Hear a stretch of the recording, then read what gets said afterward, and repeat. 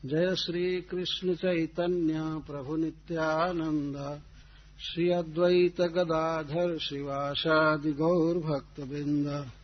हरे कृष्णा कृष्णा कृष्णा हरे हरे, हरे राम राम राम हरे। ओम नमो भगवते वासुदेवाय।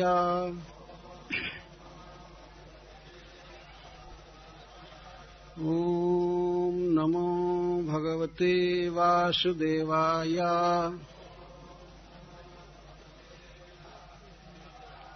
ओम नमो भगवते वासुदेवाय।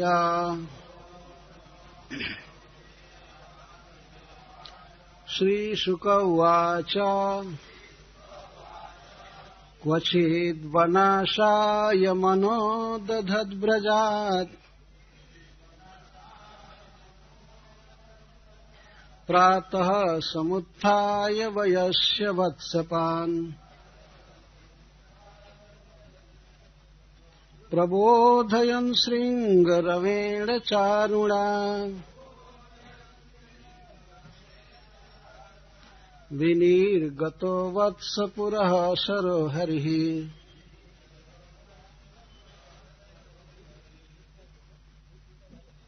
क्वचित् किसी समय, वनाशाया वन में ही भोजन करने की इच्छा से,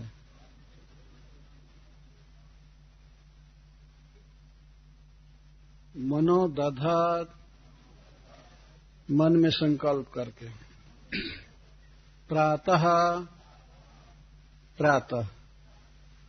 प्रतिदिन जिस समय उठते थे और दिन की अपेक्षा शीघ्र, समुत्थाय सम्यक उत्थान करके, रात्रि वस्त्र परित्याग करते हुए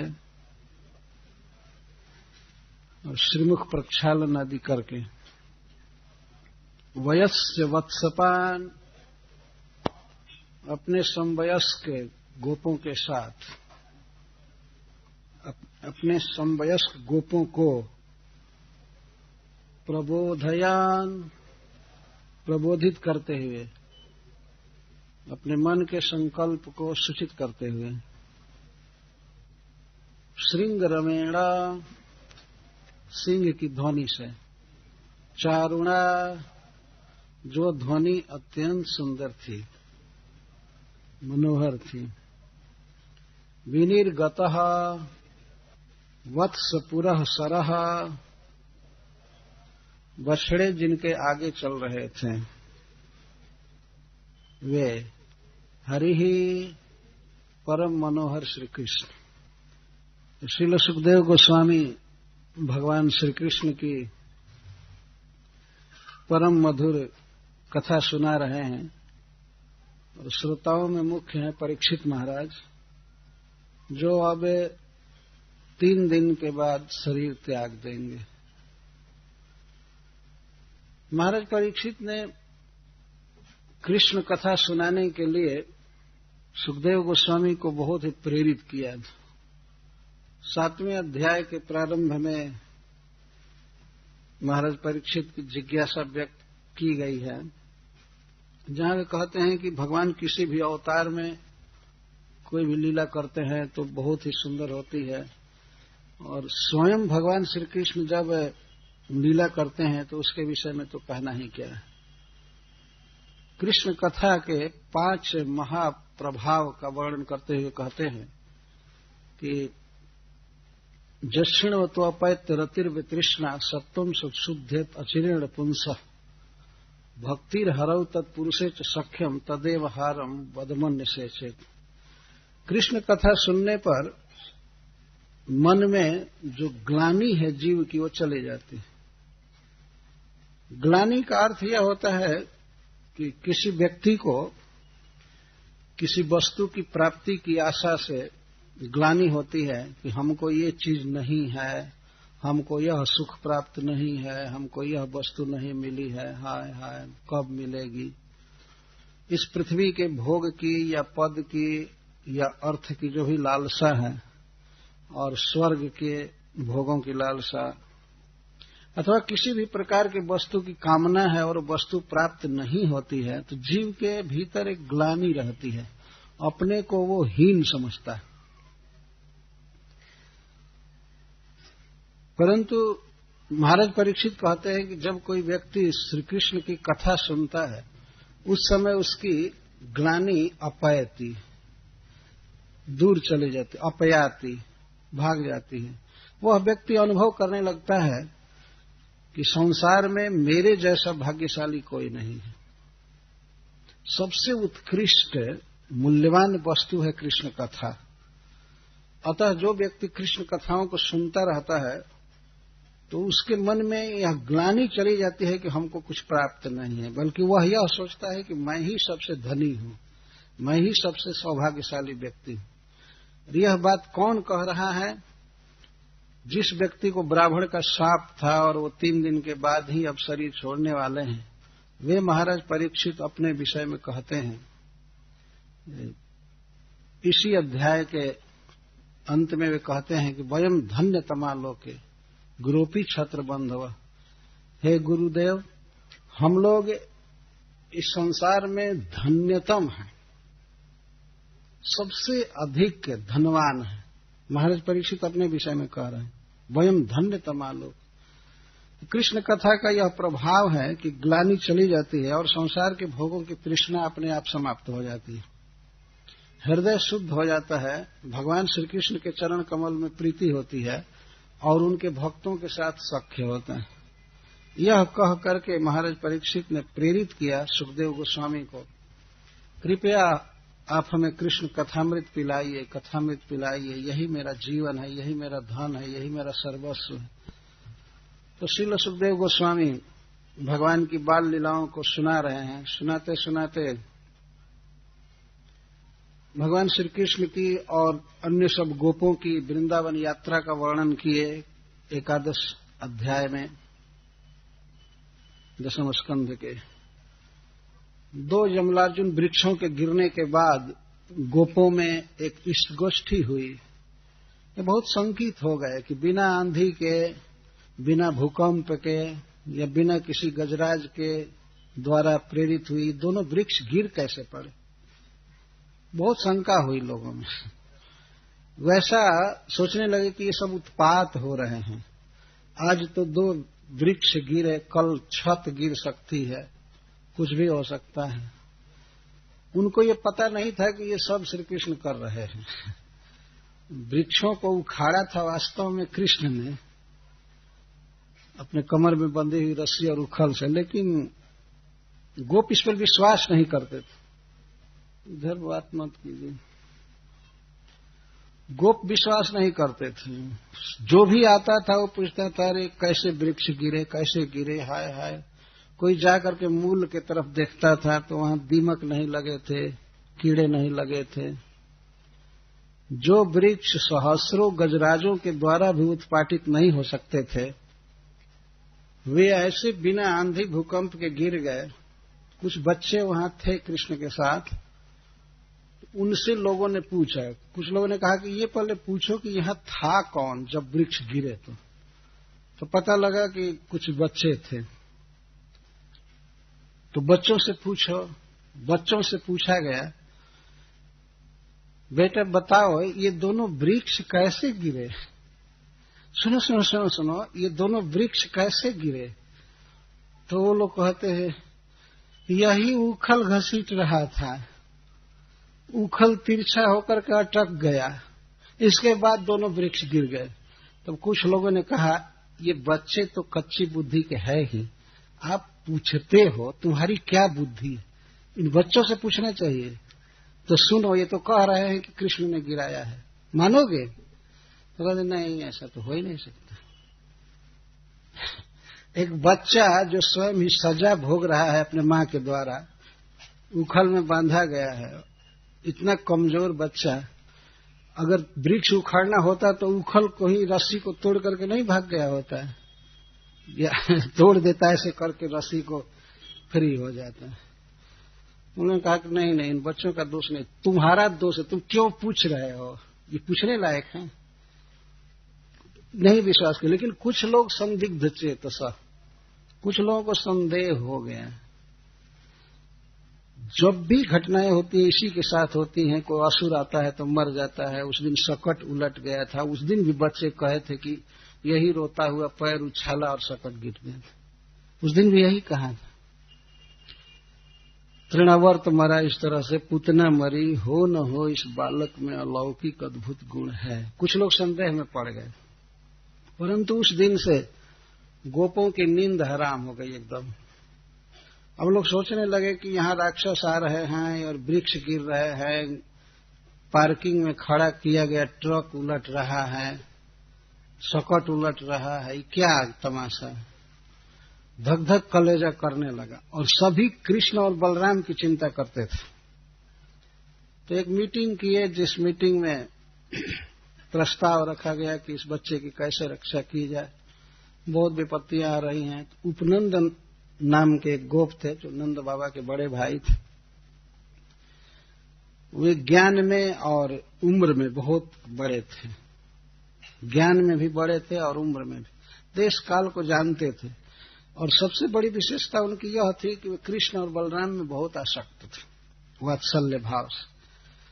तो उनसे पूछा गया तो उन्होंने कहा कि हम लोगों को जितना शीघ्र इस स्थान को छोड़ देना चाहिए, यहाँ बहुत उत्पात आ रहे हैं। देखो उस दिन वह आई, पूतना आई, इसके बाद सकट उलाटा गया, इसके बाद सकट गिर पड़ा और फिर तृणावर्त आया, ये हो रहा है, वृक्ष उखड़ गए। जब तक कोई ऐसी घटना नहीं घटती है कि बच्चों का नुकसान हो जाए, कुछ हो जाए, इसके पहले ही हम लोगों को यह स्थान छोड़कर चल देना चाहिए। कहाँ जाएंगे, प्रश्न उठा। बिना किसी डेस्टिनेशन के निश्चय किए बिना मूल स्थान को कैसे छोड़ा जा सकता है? कहीं रहने का स्थान हो तब न। तो उपनंद महाराज ने कहा कि वृंदावन नाम का एक वन है, पशुओं के लिए बहुत अच्छा है, वहां पानी है, घास है, नए नए वृक्ष हैं, वहां चले, सब तरह से ठीक रहेगा। जिस दिन उन्होंने कहा उसी दिन गोप सब लाद पाथ करके बैलगाड़ियों पर जैसे तैसे स्त्रियों को, बच्चों को, सामान को और गौओं को आगे हाँक दिए और कुछ गोप धनुष बाण लेकर के चले, रक्षा करते हुए चले गए। वहां जाने के बाद भगवान कृष्ण और बलराम जब जमुना के किनारा को देखे, कछारों को, जमुना के पुलिन को और गिरिराज गोवर्धन को, वृंदावन को, तो उन्हें बहुत अच्छा लगा, बहुत सुख मिला। एक दिन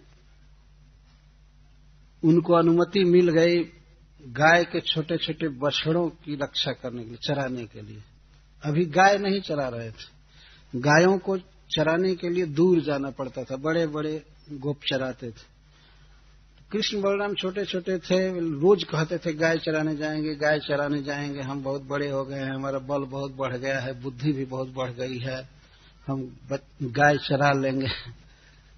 तो नंद बाबा ने बाध्य होकर के इन लोगों को गाय चराने की अनुमति तो नहीं दिया, लेकिन बछड़ा चराने की अनुमति दी। गौओं के वन में चले जाने के बाद बछड़े जाते थे और गौओं के आने के बहुत पहले ही लौट आते थे। थोड़ी दूर पर बछड़ा चराया करते थे, छोटे छोटे बच्चे थे। तो एक दिन जमुना के तट पर वे गए, बछड़ों को पानी पिला रहे थे। तब तक बक के रूप में, बगुला के रूप में एक राक्षस आया था, वो कृष्ण को खा गया। लेकिन कृष्ण उसके कंठ में जलने लगे तो वमन कर दिया, उगल दिया कृष्ण को। इसके बाद चोंच से मारना चाहा तो कृष्ण उसके चोंच को पकड़ करके फाड़ दिए। बहुत बड़े पर्वत के शिखर के समान था। तो बच्चे बहुत प्रसन्न हुए, देवता लोग फूलों की वर्षा करने लगे। बच्चे आकर ब्रज में कहे कि कृष्ण ने आज ये किया, ये किया, ये किया। ये कथा 11वें अध्याय तक पूरी हुई है। हम यहाँ पर 12वां अध्याय प्रारंभ कर रहे हैं।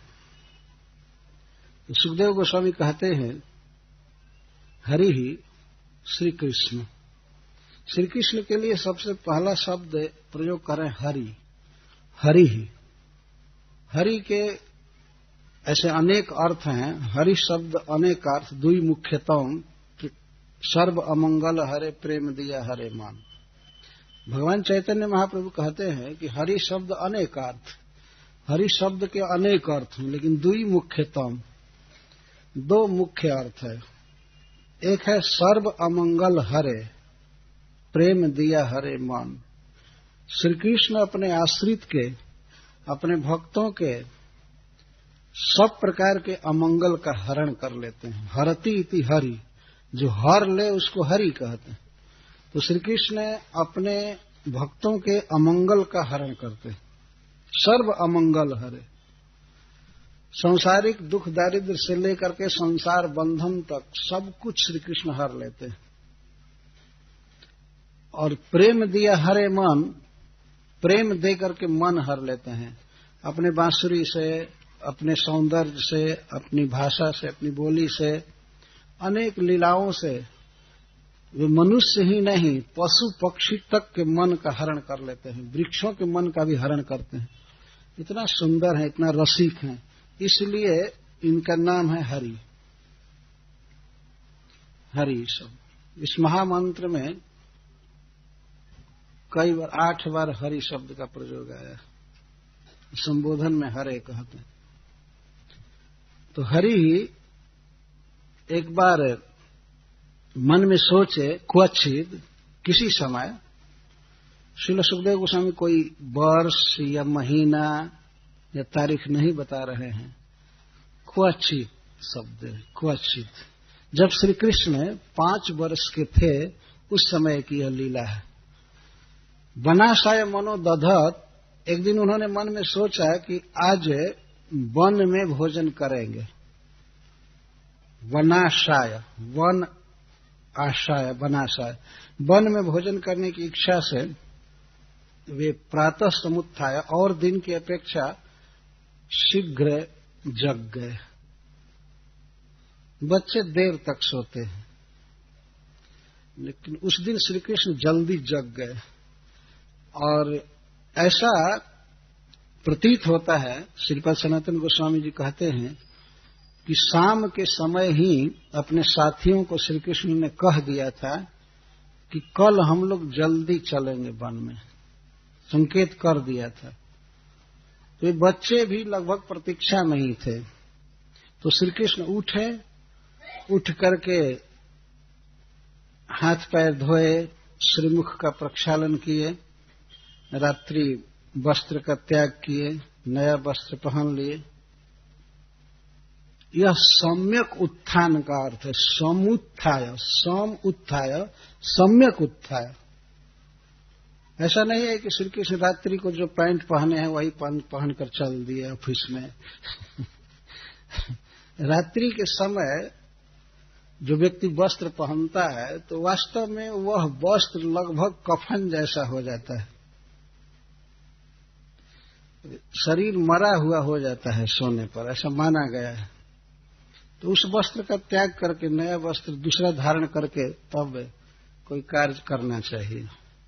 तो वस्त्र पर त्याग करना, उसके पहले हाथ पैर धोना, अच्छी तरह से मुंह धोना, दातुन करना, ब्रश करना, ये सम्यक समुत्थान।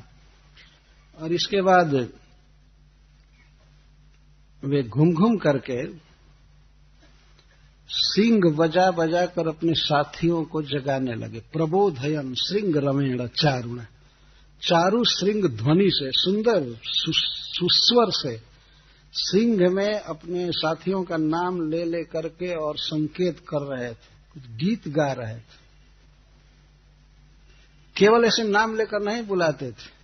और जब साधारण व्यक्ति भी आंसू कवि हो सकता है, तत्काल कोई विषय दिया जाता है और धारावाहिक कविता में व्यक्ति बोलता है, तो भगवान के लिए कविता में बोलना कौन बड़ी बात है। गा रहे थे अपने साथियों का नाम, आज यहाँ जाएंगे, यहाँ खेलेंगे, खाएंगे, ऐसे करेंगे, कुछ गा रहे थे। चाहे ब्रज भाषा में गाते हो अथवा संस्कृत में गाते हो, गा रहे थे। द्वार द्वार पर से जगा रहे थे और अपने योजना की सूचना दे रहे थे कि जहाँ जाना है, ऐसे जाना है, ऐसे जाना है। भगवान कोड बोल रहे थे, दूसरे लोग नहीं समझ रहे थे। उनके सखा समझ रहे थे। श्री कृष्ण इस कला में इतना कुशल हैं, जब रास करना हुआ तो भगवान एक गीत गाए बांसुरी में जो केवल गोपियों को सुनाई दिया, बाकी किसी को नहीं। क्या ये संभव नहीं है? बिल्कुल संभव है।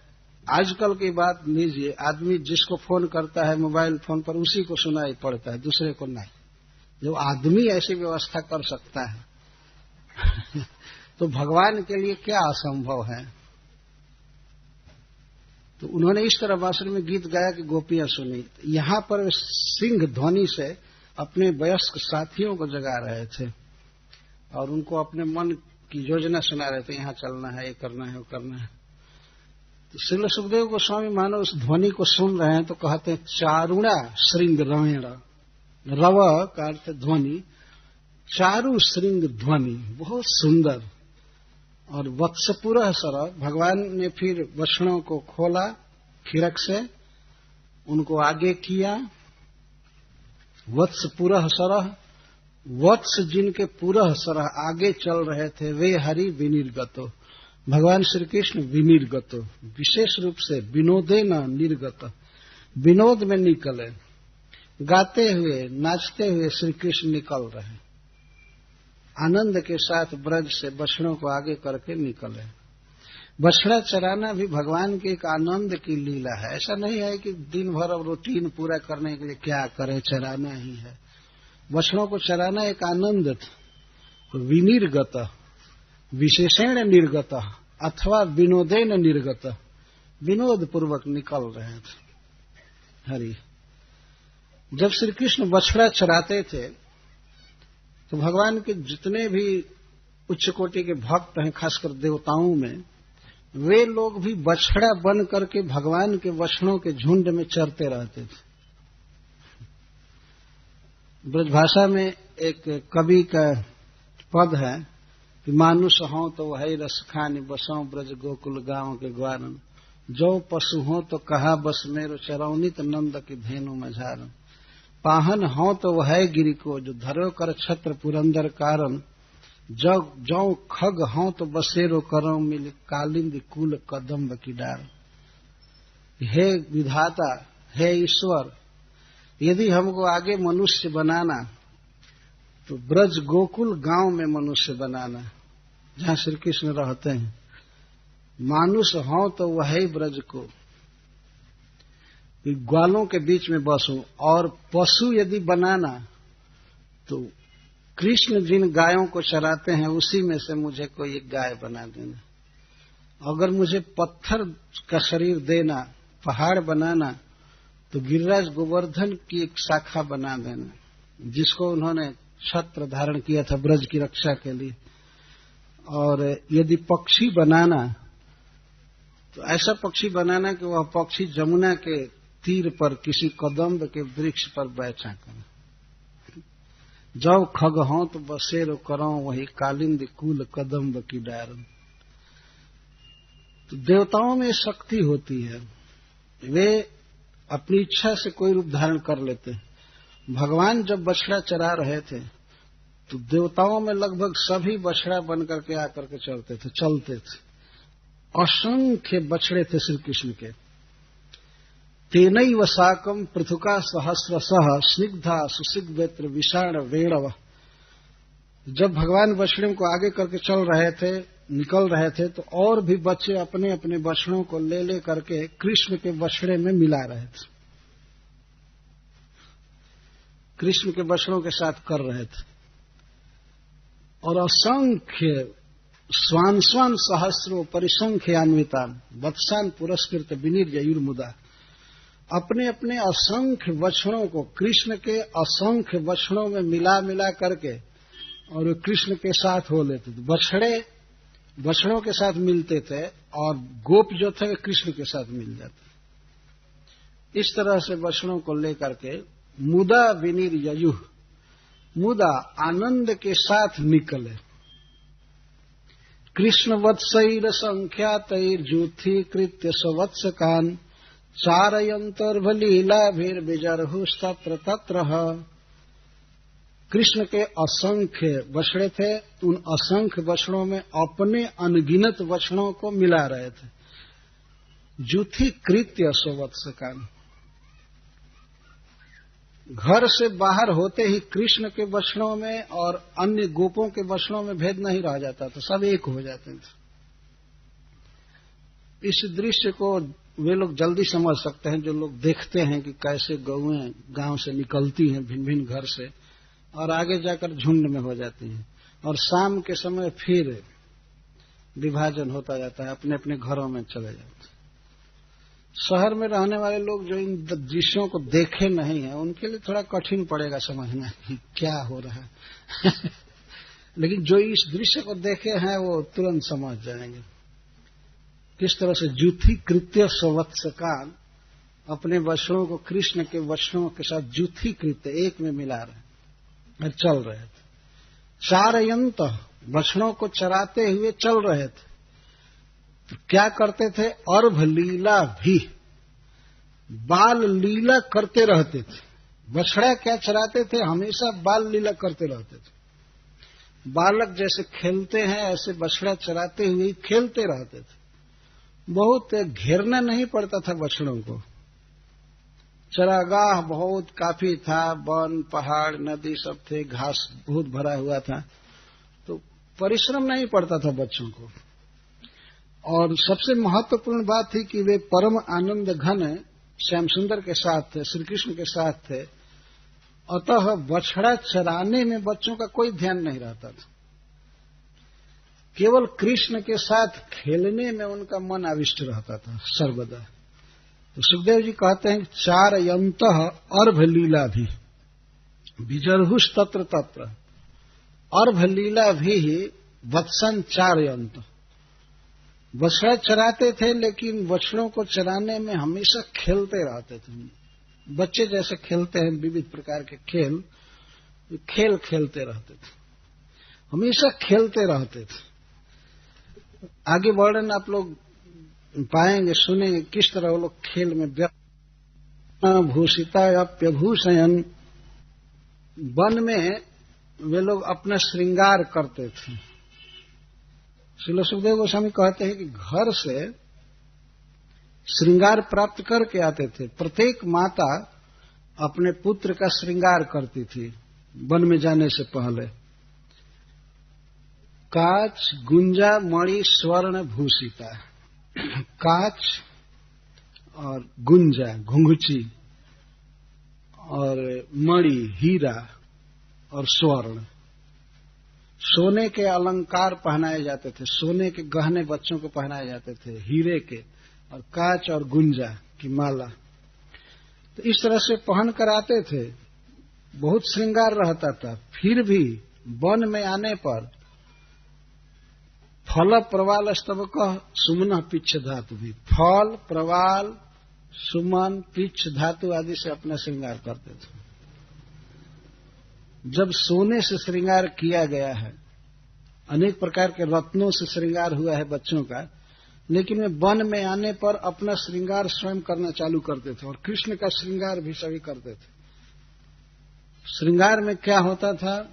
फल, कोई कोई फल तोड़ करके और खोसते थे पगड़ी में इधर उधर, बहुत सुंदर सुंदर नए नए फल, प्रवाल, और प्रवाल का अर्थ है नए नए पत्ते वृक्षों के, प्रवाल लाल लाल पत्ते, उससे श्रृंगार करते थे। पत्ता को खोसते थे या माला बनाते थे।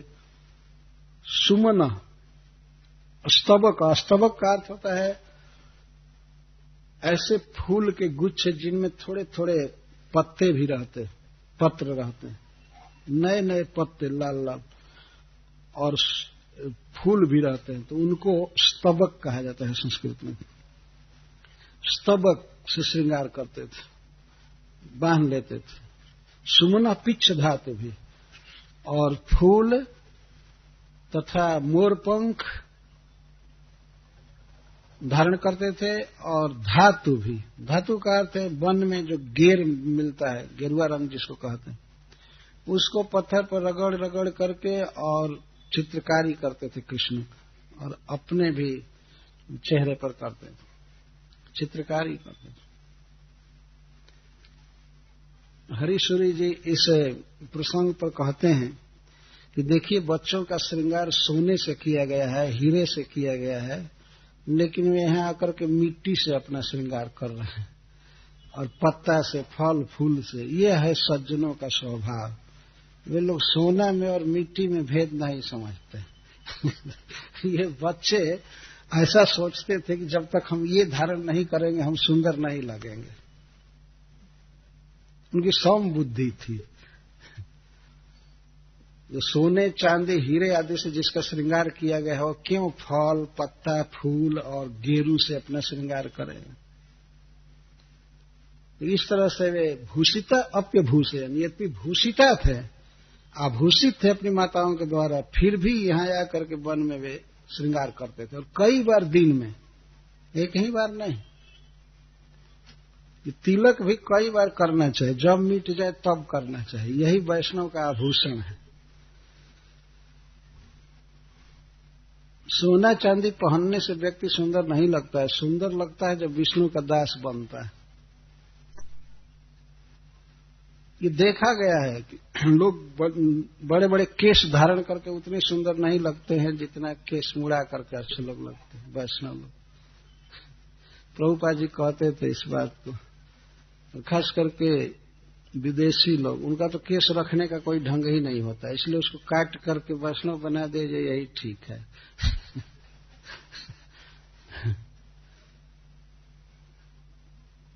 जब बेढंगा केश रखता है तो हमारे यहाँ गांव में लोग कहते हैं हिप्पी काट है। हिप्पी काट, हिप्पी कटिंग। हिप्पी कटिंग मतलब कैसे भी कोई केस काट रहा है और कहीं भी छोड़ दिया तो ये कटिंग हो गया, एक डिजाइन हो जाता है। विदेश में मैं देखा हूं कुछ लोग यहां से यहां तक सीखा जैसा रखते हैं बीच में। तो हमने पूछा कि ये ऐसा क्यों सीखा रखते हैं? तो दूसरे लोग बताए, भक्त सीखा नहीं है, बना रहा होगा, बार बार छोड़ दिया होगा तो वही एक डिजाइन हो गया। जैसे भी हो जाए डिजाइन हो गया। कोई फटा पुराना कपड़ा कई जगह से छेद किया हुआ पहन ले चले तो उसको लोग मांगेंगे, हमको भी ऐसा चाहिए। वो एक नया डिजाइन हो गया। अरे डिजाइन ही बनाना है तो तिलक और कंठी धारण करना चाहिए। सबसे फर्स्ट क्लास का डिजाइन है जो कृष्ण को प्रसन्न करता है। हरे कृष्णा कृष्ण कृष्ण हरे हरे राम हरे राम। ये बच्चे ब्रजरज लगा करके अपना श्रृंगार करते थे।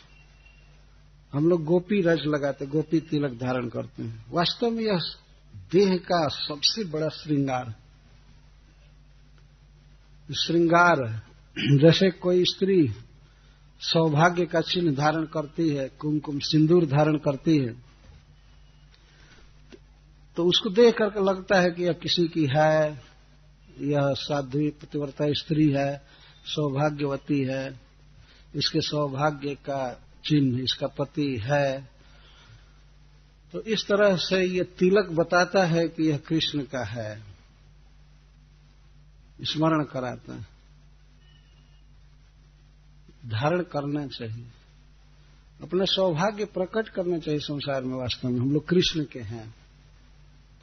तो बच्चे सब जा करके वृंदावन में, यहां तक कि स्वयं श्री कृष्ण भी ये मिट्टी का तिलक कर रहे और गालों पर, ललाट पर चित्रकारी उनकी की जाती थी। ये नहीं समझना चाहिए क्या मिट्टी लगाना है ललाट में, यही जीव की शोभा।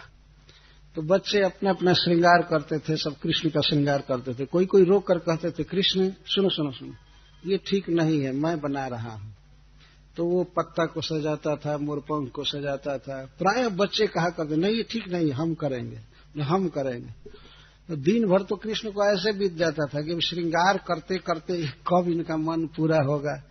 लेकिन श्री कृष्ण का अद्भुत ऐश्वर्य है, ये प्रत्येक बच्चे के लिए एक एक रूप अलक्षित हो जाते थे। दूसरा बच्चा नहीं जानता था, वो जानता था कि मैं ही चित्रकारी कर रहा हूं, कृष्ण को सजा रहा हूं। दूसरे बच्चे को पता नहीं होता था। तो थोड़े ही समय में श्री कृष्ण इस तरह से सबको सौभाग्य देते थे। भगवान सौभाग्य देते हैं अपने श्रृंगार करने का, लेकिन श्रृंगार करने वाले लोग अब अपना श्रृंगार करने में घंटों बिता देते हैं, कृष्ण का नहीं करते हैं। तो ये भगवान का विग्रह अपने घर में रह करके इनका श्रृंगार किया जा सकता है, इनके लिए गीत गाया जा सकता है, आरती की जा सकती है, लेकिन अपने से फुर्सत हो तब न संवारने से। अपना संवारना आदमी नहीं छोड़ पाता। तो इस तरह से बच्चे कृष्ण का श्रृंगार करते थे और अपना भी श्रृंगार करते थे, बारंबार करते रहते थे। मुष्णन्तोऽन्यन्यसिक्यादीन् ज्ञाता नारास्त चिक्षिपुः तत्रस्त्याश्च पुनर्दूराद् हसन्तश्च पुनर्ददुः। अब बाल लीला का वर्णन कर रहे हैं। क्या लीला करते थे? जैसा पहले कहा गया कि बच्चे सभी श्री कृष्ण के प्रेमी थे, स्निग्ध थे, अनुगामी थे। वे सदा 24 घंटे कृष्ण के साथ रहना चाहते थे। रात को जब अपने घर जाते थे सोने के लिए तो उनके लिए वो कल्प जैसी रात बीतती थी बच्चों। कभी कभी तो आधी रात के समय ही यशोदा जी के यहाँ आकर कहते थे, कन्हैया कन्हैया, बिल्कुल सवेरा हो गया, चलो चलो चलो बछड़ा चराने, गाय चराने चलो, ऐसे आकर के कहते थे। माँ यशोदा उनको डांटती थी, यही समय है, यही समय है, आधी रात हो रही है और आकर के कहते हो कि चलो चलो वन में चलो। तो बच्चों को तो नींद बिल्कुल अच्छी नहीं लगती थी, वो तो कृष्ण के साथ रहना चाहते थे। सोने से पहले भी कृष्ण के पास आकर बैठते थे और चर्चा किया करते थे। दिन में आज ऐसे बछड़ा चराया, ऐसे गाय चराए, चराए वो चराए, चर्चा करते रहते थे। और माँ यशोदा कहती थी, जाओ अपने घर, सोने दो कृष्ण को, घर जाते क्यों नहीं हो? वो बच्चे जाए कैसे? कोटि कोटि प्राणों से प्रिय श्री कृष्ण साथ में हैं तो उनको देखना, उनसे बात करना, दिन भर उनके साथ खेले हैं, कैसे त्याग दे?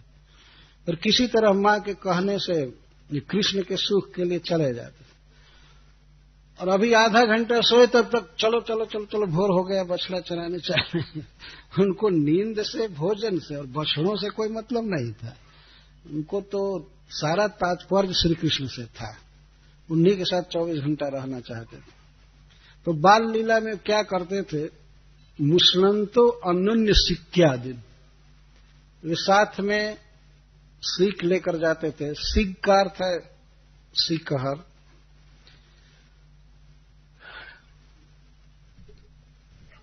जब रस्सी का बना हुआ ऐसे बर्तन को पकड़ने के लिए डंडा में लटका करके जाते हैं, उसको सीख कहते हैं। या घर में स्त्रियां रख देती है कभी घी की रक्षा करने के लिए, दूध की रक्षा करने के लिए, सीलिंग से लटका करके रस्सी का बना हुआ होता है, उसको सीख कहते हैं। और बेत्र, बछड़ों को डरपाने के लिए छोटे छोटे बेत लेकर के बच्चे जाते थे, छोटी छोटी गैया, छोटे छोटे ग्वाल। तो वो छोटा छोटा बेत, सुसिक, बेत्र, विषाण और सिंह। सिंह में बछड़ों को बुलाने के लिए, या सखा कहीं खो गए हो इधर तो उनका नाम बुलाने के लिए, ही ए कहाँ हो, ये सब करने के लिए ले गए। वेणव और वेणु, वेणु में गाने के लिए, ध्वनि करने के लिए। तो क्या करते थे बाल लीला में? कभी कभी किसी के वेणु को चुरा लेते थे। मुष्णंत का चुरा लेते थे और बाद में कहते थे अब हम लोग अपना अपना बांसुरी बजावे, अब अपना वेणु बजावे। तो सब लोग बजाने लगते थे, जिसकी चोरी गई है वो खोजने लगता था, हमारा क्या हुआ क्या हुआ क्या हुआ, हम नहीं लिए, हम नहीं लिए, हम नहीं जानते हैं, हम नहीं जानते हैं। ज्ञातन आराच चिक्षिपु, लेकिन पता जब लगता था कि उसके पास है तब तक वो दूसरे के पास फेंक देता था। वहां पहुंचने पर तत्रत्यश्च पुनर्दूरात्, वो दूसरी जगह फेंक देता था। और इस तरह वो बच्चा हैरान होने लगता था, हमारा दो, हमारा दो, रोने रोने जैसा होता था। तब हसंतः पुनर्ददु, हंसते हुए दे देते थे। प्राय ये लीला करते रहते थे। कोई भोजन का सामान लेकर के आया है, सीके पर गमछे में लटका करके जैसे, उसको चुरा लेते थे। तो उसका ध्यान आता था, हमारा क्या हुआ सीख, हमारा क्या हुआ बेत्र, विषाण, हमारा क्या हुआ। तो उसको रुला मारते थे इस तरह से। वो रोना एक आनंद की बात थी। जब नहीं देते थे तो रोने रोने जैसा हो जाता था, तब हंसते हुए देते, अरे लो लो हम खाने थोड़े जा रहे थे, केवल देख रहे थे कि तुम्हारे सामान लिए हैं तो तुम क्या कर रहे हो। हसंतश्च पुनर्दद, फिर इस तरह से दे देते थे, प्राय छीनते रहते थे। कभी श्री कृष्ण का बांसुरी चुरा लेते थे, कभी कृष्ण का सिर चुरा लेते थे, वेणु, बेत्र, विषाण और बेत्र ये सब चुराते थे। और कृष्ण भी इस तरह से रोने लगते थे, और दे दो नहीं तो मैं जा करके माता यशोदा से कहूंगा कि ये सब वन में हमको बहुत तंग करते हैं। तो वो हंसते हुए दे देते थे बच्चे। इस तरह खेलते रहते थे। यदि दूरम गतः कृष्णो वनशोभेक्षणायतम अहम पूर्वम इति संस्पृश्य रेमिरे। यदि क्वचित कृष्ण दूरम गतः, यदि कभी कृष्ण दूर चले जाते थे।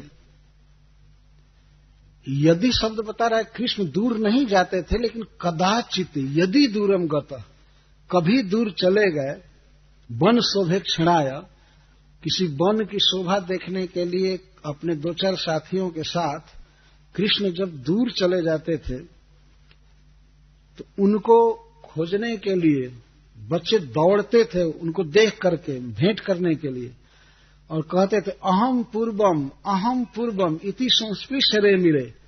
बच्चों में प्रतियोगिता होती थी, कंपटीशन होता था, मैं पहले कृष्ण को छूऊंगा, मैं पहले छूऊंगा, और दौड़ते थे जोर से, दौड़ करके और कृष्ण का आलिंगन करते थे। संस्पृश्य रेमिरे, सम्यक स्पृश्य, अपने सखा कृष्ण का पूरा आलिंगन करते थे, और इस तरह रेमिरे परमानंद में मग्न हो जाते थे।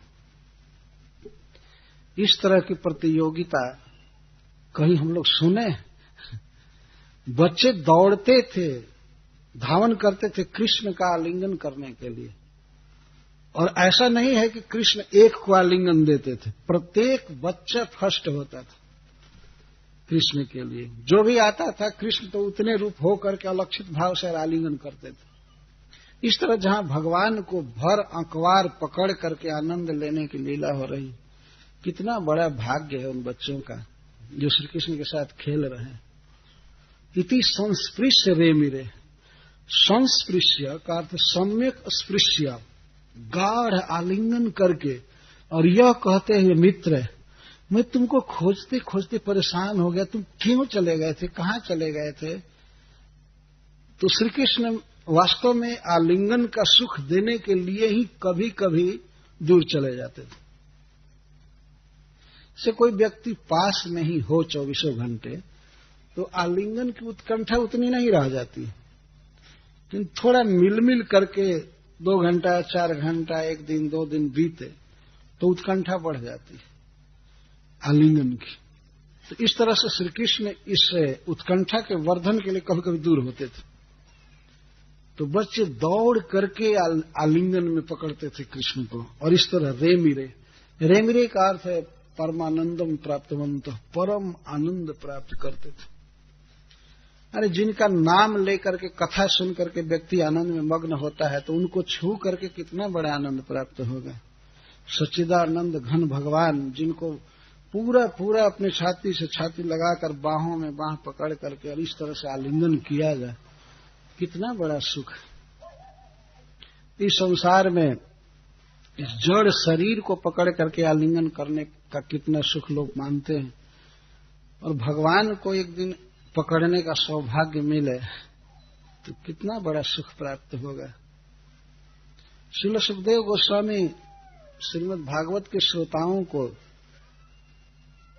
एक निमंत्रण दे रहे हैं कृष्ण को आलिंगन करने का। वास्तव में भागवत के द्वारा ही पता लगता है कि परम पुरुष परमेश्वर परमानंद भगवान क्या हैं और उनके परिकर कितने सुखी रहते हैं, कितने आनंद में मग्न रहते हैं, ये देखने की बात। ब्रज में ऐसे सबसे उत्कृष्ट रस है गोपी जनों का भाव, और माता यशोदा का, नंद बाबा का वात्सल्य भाव, गौओं का सबका, और सखाओं का सख्य रस, ये सब बहुत उत्कृष्ट रस, जहां श्री कृष्ण को अपने सखा के रूप में पा करके और बिना संभ्रम के, बिना संकोच के उनके साथ बोलना, खेलना, आलिंगन करना, कृष्ण को अपना घोड़ा बनाना, कृष्ण के साथ हमेशा प्रतिस्पर्धा करना, ये सब अद्भुत सुख है। तो श्रीमद् भागवत के 10वें स्कंध में भगवान की इन लीलाओं का वर्णन किया गया है और वास्तव में भक्तों के लिए यही प्राप्तव्य है। जीवन का ये मनोरथ होना चाहिए कि हे कृष्ण, यह मनुष्य जीवन समाप्त होने पर मैं आपकी नित्य लीला में सम्मिलित हूं। यही मनोरथ, वास्तविक मनोरथ। तो बच्चे इस तरह से खेल रहे थे। अहम पूर्वम इति संस्पृशरे मेरे। अहम पूर्वम, पहले मैं छूंगा, और इतना वेग से दौड़ते थे और वहां जाने पर कृष्ण बाहें फैला करके खड़े हैं और मैं छू लिया। बताओ मैं छुआ कि नहीं? पहले बताओ, तुम ही बताओ। तो सभी यही कहते हैं और कृष्ण कहते हैं हाँ आप पहले मुझे छुए। तो श्री कृष्ण का आलिंगन जितनी तत्परता से बच्चे करते हैं, जितनी स्पृहा के साथ, उतनी ही स्पृहा और लालसा के साथ श्री कृष्ण अपने सखाओं का आलिंगन करते हैं। वहां जड़ शरीर नहीं है, भगवान के परिकरों का शरीर चिन्मय है, दिव्य है, और भगवान का तो है ही। जीव में और कृष्ण में यह संबंध है। इस संसार का जो संबंध है वो सदा नहीं रहता है, सदा आलिंगन करने लायक शरीर नहीं रहता है। आत्मा यदि शरीर से निकल जाए तो शरीर मृतक कहा जाता है। कोई उसको छूना भी नहीं चाहता, देखना भी नहीं चाहता। आदमी मरने पर कह देता है मुख पर कफन डाल दो, कपड़ा डाल दो, देखना भी नहीं चाहता। छूने की बात तो दूर रही, छूने पर सचैल स्नान करता है, वस्त्र सहित स्नान करता है। परंतु भगवान के साथ जो जीव का संबंध है वो सदा रहता है, सदा आलिंगन रहेगा, अनंत काल तक उसमें कोई विराम नहीं है। और भक्त और भगवान दोनों का जो स्वरूप है वो नित्य युवक रहता है, नित्य यौवन से संपन्न। कोई शरीर में विकृति नहीं, कोई हरासमेंट नहीं, कुछ भी नहीं। न कोई रोग है, न बुढ़ापा है, न मरण है। निर्बाध रूप से भगवान के साथ खेलने का, उनको चूमने का, उनको छूने का, उनको आलिंगन करने का जो सुख है वहां हमेशा रहता है, हमेशा रहता है। वहां काल नहीं है, कर्म नहीं है, माया के कोई गुण नहीं है, सत्व गुण, रजोगुण, तमोगुण कुछ भी नहीं है। वह भगवान का दिव्य धाम है। उसी दिव्य धाम की लीला का दिग्दर्शन सुखदेव गोस्वामी करा रहे हैं। इस तरह से बच्चे श्री कृष्ण को पकड़ कर सुखी रहते हैं। अब श्री कृष्ण के साथ वे और क्या क्या लीला करते हैं। वन में स्वच्छंद विहार कर रहे हैं, केवल आनंद लीला है वास्तव। कवि कर्पूर ने आनंद वृंदावन चंपू ग्रंथ लिखा है। आनंद वृंदावन, वृंदावन में आनंद ही आनंद है कृष्ण के साथ, आनंद के अलावा और कुछ भी नहीं। केचिद वेणुन वादयन्तः धुमन्तः श्रृंगाणि केचन। कुछ बच्चे जहां तहां वेणु बजाते हैं, बांसुरी बजाते हैं, और बांसुरी बजाने में भी प्रतियोगिता के साथ बजाते हैं कि मैं अच्छा बजा रहा हूं कि तुम अच्छा बजा रहे हो, वे बजाने लगते हैं। तो कुछ बच्चे बांसुरी बजाने लगते हैं, कुछ नाचते हैं। धमंत श्रृंगारी केचना, कुछ बच्चे सिंह में ध्वनि कर रहे हैं, फूंक रहे हैं, बसों का नाम लेकर के, चाहे जैसे तैसे। कुछ सिंह बजाते हैं, कुछ बांसुरी बजा रहे हैं। ये प्राय जब तक वत्सचारण करते रहते हैं या लौटते हैं तब तक करते ही रहते हैं। केचित वेणुन वादयन्तः, किचित वेणुन वादयन्तः, वेणुओं को, बांसुरियों को बजाते रहते हैं, और कोई सिंह को फूंकते रहते हैं। धमांत श्रृंगाणी केचन, कुछ श्रृंगाणी सिंह को बजाते रहते हैं। केचित भृंगै प्रगायन्त, कुछ बच्चे भौरों के साथ उनके स्वर में स्वर मिला करके गा रहे हैं। भृंगै प्रगायन्त, भौरे भन भन भन भन भन भन भन बोलते रह। वे मधु पीते हैं और कुछ न कुछ भन भन भन भन बोलते रहते हैं। तो बच्चे कहीं कहीं भौरों के स्वर में अपना स्वर मिला करके वो भी ऐसे करते रहते। कोई दुख नहीं, वे परम आनंदमय भगवान के साथ हैं। तो श्री कृष्ण जब भंवरे के साथ स्वर मिला करके गाते हैं, उनके स्वर मिलाकर तो और भी बच्चे वही करने लगते हैं, श्री कृष्ण के देखा देखी। तो भंवरों के साथ गाते हैं जहां तक केचित भृंग ही प्रगायंत और कुजंत कोकिल ही परई, और कुछ बच्चे कोयल के साथ कूजते हैं। अगर कोयल बोलते हैं कुहू कुहू कुहू, तो बच्चों का प्राय स्वभाव होता है वे उसकी बोली का अनुकरण करते हैं। तो श्री कृष्ण जब कोयल की बोली का अनुकरण करते हैं तो और बच्चे भी कोयल की बोली का अनुकरण करते हैं। सूरदास जी ने गाया है कि जब श्री कृष्ण कोयल की बोली का अनुकरण करते हैं तो कोयल कुहू बोलता है, तो कोयल की अपेक्षा कोटि गुना मधुर स्वर श्री कृष्ण का होता है। इसलिए कोयल लजा करके कहीं जाकर छिप जाता है, अरे ऐसा तो मैं बोल ही नहीं सकता जितना श्री कृष्ण सुंदर बोल रहे हैं। तो कभी कभी बच्चे कहते हैं कृष्ण तुम मत चिढ़ाओ उसको, वो अपने को हीन मान करके भाग जा रहा है, तुम मत बोलो। इतना श्री कृष्ण सुंदर बोलते हैं। भगवान का यह ऐसा धाम है ब्रज जहां वे किसी रूटीन में नहीं बंधे हैं। पृथ्वी का भार दूर करने की उनको चिंता नहीं है। न तो देवताओं ने उनको रूटीन पेश कर दिया है समयावली की, ऐसे ऐसे करना है, ये करना है, वो करना, कुछ नहीं। न तो देवताओं के रूटीन के अनुसार चलना है, न मनुष्य के मर्यादा के अनुसार।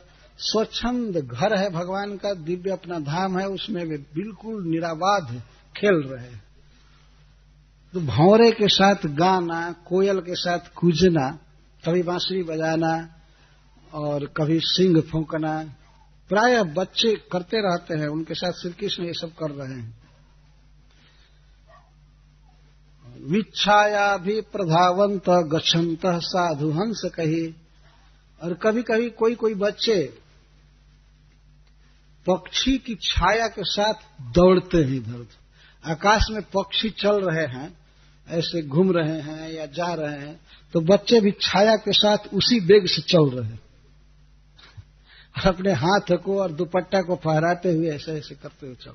वो तेज गति से, पक्षी तो बहुत तेज गति से चलते हैं, तो ये भी छाया के साथ धावंत, छाया के साथ दौड़ रहे हैं। ये है वत्सचारण, बछड़े तो चर ही रहे हैं, ये क्रीड़ाएं हो रही। विच्छाया भी, वी का अर्थ है पक्षी, पक्षियों की छाया के साथ दौड़ रहे हैं। गच्छंत साधु हंस कई, और कहीं कहीं देखते हैं हंस जा रहा है पानी के ऊपर अथवा स्थल पर, तो हंस के चाल के समान ही अपनी चाल से चलते हैं, जाते हैं। अगर सरोवर में हंस चल रहा है तो ये तट पर वैसे चलते। गच्छंत साधु हंस कई, साधु का अर्थ अच्छी चाल से, हंस के समान चलते हैं, मंद गति से और मस्त गति से। हम लोग तो हंस देखे नहीं, बत्तख देखे हैं तो हंस की चाल से चलते कोई के बच्चे। बकय रूप विसंतश्च, कोई कोई बच्चे बगुला की तरह, बगुला अगर बैठा है ध्यान में मछली पकड़ने के लिए, तो बच्चे भी उसके देखा देखी ऐसे ध्यान करते हैं, एक पैर पर बैठ गए, कोई कोई दोनों पैर पर खड़ा होकर, अच्छा तो कोई एक पैर पर खड़ा होकर उपविषमता से उसके निकट बिल्कुल वो ध्यान कर रहा है। बगुला जैसे बैठा है वैसे वे भी बैठे हुए,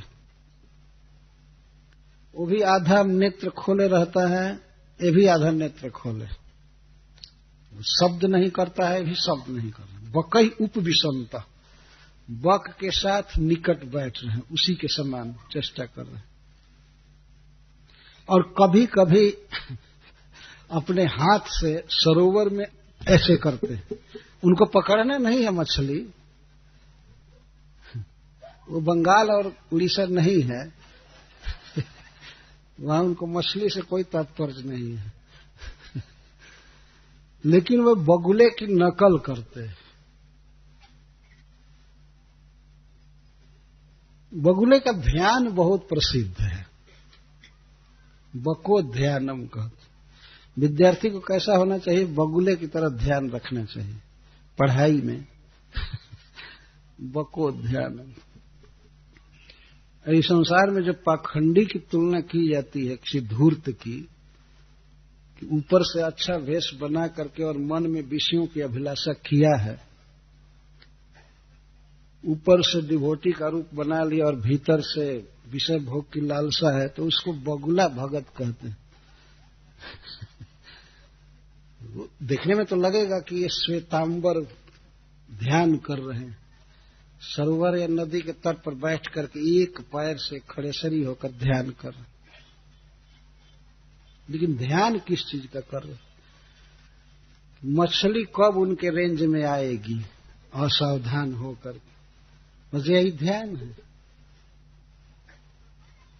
भेष बना लिए साधु का, वैष्णव का, और बस स्त्री धन इत्यादि की कामना भरी हुई है। ये है बको ध्यान। ध्यान उत्कृष्ट वस्तु का होना चाहिए, भेष भले न हो, चित्त तो हाई जाना चाहिए। Simple living and high thinking. High thinking यही है, भगवान की लीला में मन रहना चाहिए। अगर खास करके किसी स्त्री या धन का चिंतन करने लगा व्यक्ति, तो गया संसार से। भेष क्या करेगा? बच्चे वो तो नाटक कर रहे हैं, बकुले के साथ बैठ रहे हैं ध्यान। बकय रूप विसंतश्च नृत्यंतश्च कलाप भी। और कहीं कहीं मयूर नाचते हैं पंख फैला करके, तो कुछ बच्चे उसके साथ नाचने लगते हैं। कलाप भी नृत्यंत, मयूरों के साथ नाचने लगते हैं। विकर्षंत कीशबालान आरोहंतश्च तैर्द्रुमान। कुछ बच्चे बानरों को खींच रहे हैं। कीश का अर्थ है बानर, और बालन का अर्थ बच्चे अथवा पूंछ। श्रीपद बल्लभाचार्य जी कहते हैं कि इसका अर्थ है पूंछ। बानर की पूंछ पकड़ करके खींचते, तो बानर और उचक करके ऊपर जाने लगता है, तो उसकी पूंछ को पकड़ करके उसके साथ चढ़ जाते हैं, वृक्ष पर चढ़ जाते हैं इस तरह से। विकर्षंत किस बालान आरोहंतश्च तैर्द्रुमान। बानरों की पूंछ पकड़ करके खींचते हैं। विकर्षंत, किसी बानर का पूंछ पकड़ा जाएगा तो वो तो और ऊपर भागेगा, वृक्ष पर भागेगा। तो आरोहंतश्च तैर्द्रुमान, तो तई ही उन बानरों के साथ ही उनकी पूंछ पकड़े पकड़े ऊपर चढ़ जाते। अथवा एक हाथ से पूंछ पकड़े है, एक हाथ से शाखा पकड़े, उसके साथ चढ़ गए, डरते नहीं है। वृंदावन के इस समय के जो बानर हैं वे सब चश्मा पर्स छीन रहे हैं, लेकिन उस समय के बानर खाने के अलावा और कुछ चीज नहीं छीनते थे। भगवान की लीला के ये जीव हैं जिनके साथ भगवान खेले हैं, खाए हैं। विकर्षंत किस बाल, अथवा बानरों के बच्चों को पकड़ते, ये अर्थ है। किस बालान, बानर बालान, बानर के बच्चों को पकड़ते और उनके साथ वे चढ़ जाते हैं वृक्ष पर।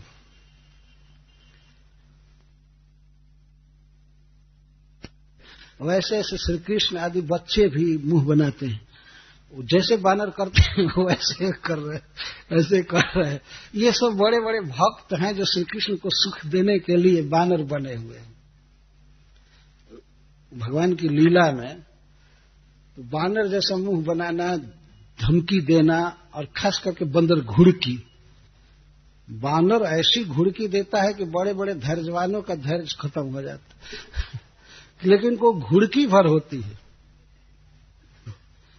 बानर घुड़की दे रहा हो और आप अगर थोड़ा भी कुछ तानिए, ढेला या यहां तक कि माला झोली भी ऐसे, तो वो बहुत जल्दी भाग जाते हैं।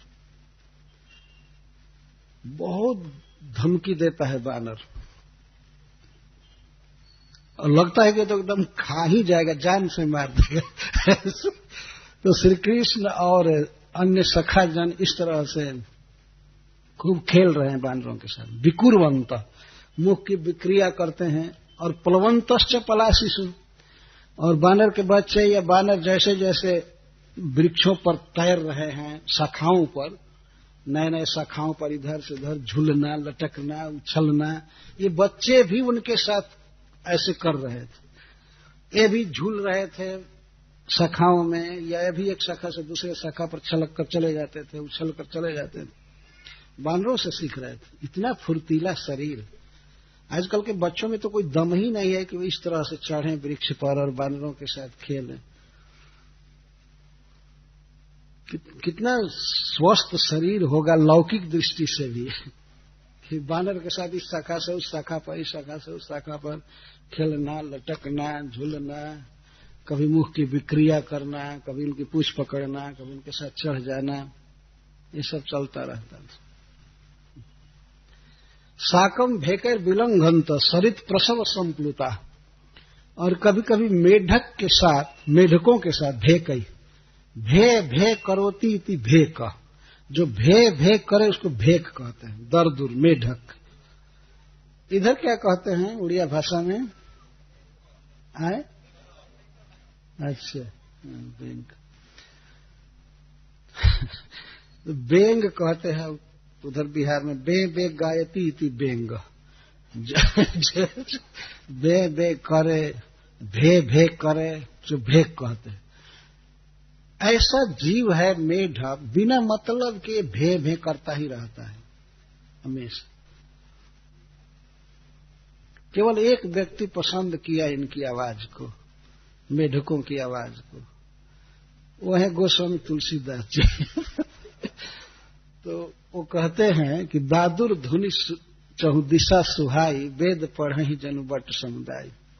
वर्षा काल में मेढकों की आवाज बहुत अच्छी लग रही है, बोलते ही बोलते रहते हैं। उसी तरह से जैसे ब्रह्मचारी विद्यार्थी वेद पढ़ते, अपना अपना पाठ है। एक विद्यार्थी ये परवाह नहीं करता है कि दूसरा कौन श्लोक पढ़ रहा है, तीसरा कौन पढ़ रहा है, तीसरा गीता पढ़ रहा है, भागवत पढ़ रहा है। वो अपना अपना पाठ करते जाते हैं। इस तरह मेढकों को कोई भी दूसरे की परवाह नहीं है। हमारा स्वर क्या है, हम क्या बोल रहे हैं, बस बोलना है। इस तरह से विद्यार्थियों को पढ़ना चाहिए, रटना चाहिए मेढक की तरह। तो गोस्वामी तुलसीदास जी ने तो गुरु बना दिया मेढकों को। ब्रह्मचारियों का गुरु बनाया, उन्होंने पसंद किया। बाकी तो भे भे बस। श्रील प्रभुपाद जी इस पर लिखे हैं, मेढक अगर चुप रहे तो सुरक्षित रहेगा। उसका जो बोलना है उस पर खतरा पैदा कर देता है। अंधेरी रात है बरसात की, और मान लीजिए मेढक कहीं बोल रहा है, तो सर्प को तुरंत पता लग जाता है कि मेढक यहां पर इस क्षेत्र में इतनी दूरी पर बोल रहा है, और धीरे धीरे जाता है और पकड़कर खा जाता है। अगर मेढक चुप रहे तो सांप को अपना शिकार पकड़ने में बहुत दिक्कत हो जाएगी। तो निकट भी रहेगा तब भी वो चला जाएगा, नहीं पकड़ पाएगा। तो इस तरह से जो लोग फालतू बात बोलते रहते हैं, भगवान के कीर्ति के अलावा, नाम के अलावा, उनका लिस्ट में नाम जमराज के यहाँ जल्दी आ जाता है कि ये फालतू सब बोल रहे हैं। दूसरी किताबें पढ़ना, सिनेमा देखना, और भी नाना प्रकार की जो बातें हैं, इसके कारण उनकी बहुत दुर्गति होती है, बहुत पीटे जाते हैं। जमालय में बहुत पिटाई होती है उन लोगों की जो लोग फालतू बोलते हैं। ये जीभ है भगवान का नाम बोलने के लिए फिट की गई है शरीर में, न कि ऐसे जो मन करे वही बात बोल दो और खा लो। मेढक कीचड़ खाता है, मिट्टी का जो गंदा अंश होता है पानी में सड़ा हुआ वो खाता है भोजन, और ऐसे बिना मतलब के बोलता रहता। तो कुछ लोग ऐसे हैं जो कुछ भी कचरा खाते हैं और इसके बाद कुछ भी बोलते रहते हैं। ऐसे लोगों की तुलना मेढक से की गई, टर टर बोलते रहते। नरक में उनको बहुत सताया जाता है। तो भेक ही मैं तो भगवान की लीला कह रहा हूं, वहां पर फिर ये उपदेश आ जाता है, खेद की बात क्षमा करेंगे। मेढक एक ऐसा जीव है जो पैर से बहुत कम चलता है, वो पूरे शरीर को उछालता है। देखे है ना, वो चलता है तो कहीं छलक करके उठ करके पूरा शरीर ही पटकता है। तो बच्चे मेढकों के साथ साकम भेकर विलंघनत, मेढक जैसे जैसे उछलते हैं वे भी अपने पैर को पकड़ करके और उछलते हैं। इस कला में वे विशारद हैं। यदि हम लोगों को कहा जाए कि हम अपने पैर को बांध कर थोड़ा उछल, नहीं उछल सकते, तो बच्चे उछल सकते हैं। तो कुछ बच्चे ऐसे मेढकों के साथ उछलते थे, चाहे पानी में अथवा स्थल पर। विलंघनत सरित प्रसरव संप्लुता, छोटी छोटी नदियां जो भर जाती हैं, उनके तट भी भर जाते हैं, छोटे छोटे नाले जैसे, उसमें मेढक उछलते हैं और कभी कभी इस तट से उस तट पर चले जाते हैं। विलंघनत, तो बच्चे भी इस तट से उस तट पर छलांग मारते हैं, इस तरह से छलांग मारते हैं। व्यसंत प्रतीक्षाया सपंत प्रतिस्वना, कभी कभी बच्चे अपनी छाया को नदी में देखते हैं या सरोवर में तो हंसते हैं। अरे कह तुम कौन हो? तो इस पर फिर वो कहते हैं दूसरे से, कौन? ये देखो कितना ढीठ है, मैं पूछा कि तुम कौन हो तो ये पूछ रहा है तुम कौन हो, देखो इसको। तो और बच्चे आ जाते हैं, अरे तुम कौन हो, मैं आऊं, ऐसा कहते हैं। प्रतिछाया को, प्रतिछाया पर हसंत, हंसते हैं, जैसे जैसे मुख बनाते हैं, अरे ये देखो ये तो हमारे जैसा शकल बना लिया, हमारे जैसा रूप बना लिया। तो वो कहता है कि तो हमारे जैसे रूप बना लिया। जैसे जैसे वो हाथ ऐसे, देखो तुमको एक तमाचा जड़ दूंगा, तो उधर से वो भी कहता है देखो एक तमाचा जड़ दूंगा।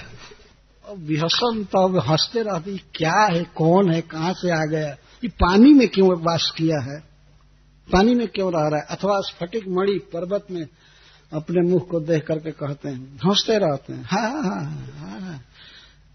तो वो भी हंसता है, वो भी हंसता है। इस तरह से बच्चे आनंद में खेल रहे हैं। कृष्ण जो जो करते हैं वही ये बच्चे कर रहे हैं। वो देखते हैं कि वे प्रतिछाया को हंस रहे हैं, तो ये भी अपने अपने प्रतिछाया पर हंसने लगते हैं। तुम्हारा कहाँ गांव है? अच्छा, सपंत प्रतिस्वना, और अपने प्रतिध्वनि को गाली देते, साप देते। प्रतिध्वनि होती है नदी के तट पर, नदी के जल के स्तर से ध्वनि टकराती है अथवा पर्वत से ध्वनि टकराती है, तो अपने ही प्रतिस्वन को, अपने प्रतिध्वनि को गाली देते हैं। अरे उधर से आवाज टकरा कर आती है, मैं आऊं। देखो ये कितना बदमाश है साला। तो उधर से भी वो कहता है साला कितना बदमाश है। अरे आज मैं इतना बर्दाश्त कर रहा हूं, तो वो कहता है मैं इतना बर्दाश्त कर रहा हूं, तुमको पता है मैं कौन हूं, तुमको पता है मैं कौन हूं। अच्छा तुमको बता दूंगा। एक इस तरह से सपंत प्रतिस्वनन, गाली देते हैं अपने ही शब्दों को। वो ये भावना करते हैं कि कोई बोल रहा है दूसरा, हमारी आवाज नहीं है। इस लीला में बच्चे इतना विभोर हैं, यहां तक कि श्री कृष्ण भी इस बात को सर्वज्ञ भगवान नहीं जानते हैं कि मेरी ही ध्वनि टकरा कर आ रही। ये भगवान के लीला शक्ति की अद्भुत विशेषता है। वो सोचते हैं कि कोई दूसरा बोल रहा है, हमारे अनुकरण कर रहा है, हमारी नकल कर रहा है, हमको गाली दे रहा है। अभी आया तो पीट दूंगा, इस तरह से वो बोलते हैं। तो अभी भी नहीं चुप हो रहा है, जवाब देता ही जा रहा है। और जिस वॉल्यूम में बोलते हैं उसी तरह से वो भी बोल रहा है। अगर थोड़े स्वर में बोलते हैं तो वो भी धीरे बोल रहा है, ऊंचा बोलता है तो वो भी ऊंचा बोल रहा है। किसके पुत्र हो, किसके पुत्र हो? मैं नंद महाराज का पुत्र हूं, तो वो भी कहता है मैं नंद महाराज का पुत्र हूं। नंद बाबा का मैं एक ही लड़का हूं, तो वो कहता है नंद बाबा का मैं एक ही लड़का। इस तरह अपने ध्वनि से ही परेशान हो रहे, या आनंद ले रहे हैं। इस प्रकार बच्चों के साथ भगवान के विहार का वर्णन करते हुए श्रील सुखदेव गोस्वामी ब्रज के उन बच्चों के सौभाग्य का अभिनंदन कर रहे हैं। इत्थं सतां ब्रह्म सुखानुभूत्या दास्यं गतानां परदैवतेन मायाश्रितानां नरदारकेण साकं विजर्हुः कृतपुण्यपुञ्जः। जो प्रभु ज्ञानियों के लिए, ब्रह्म तत्व को जानने वाले संतों के लिए केवल अनुभूति के विषय, उनके लिए ब्रह्म है, ब्रह्म सुख है और अनुभूति है। और जो भक्त भगवान को अपना आराध्य मान करके भजन करते हैं पर संभ्रम के साथ, उनके लिए श्री कृष्ण केवल पर देवता के रूप में ही रहते हैं, सखा के रूप में प्राप्त नहीं हो पाते हैं। और जो लोग मायाश्रित है, माया के बंधन में हैं, वे लोग श्री कृष्ण को केवल मनुष्य समझते हैं। वो श्री कृष्ण से मिलने वाला सुख नहीं ले पाते हैं, श्री कृष्ण के साथ कोई संबंध स्थापित नहीं कर पाते हैं। ऐसे प्रभु के साथ वे बच्चे विहार कर रहे हैं, खेल रहे हैं, आलिंगन कर रहे हैं, बातें कर रहे हैं, खेल कूद कर रहे हैं। कितना बड़ा सौभाग्य, कृतपुण्य पुंजा।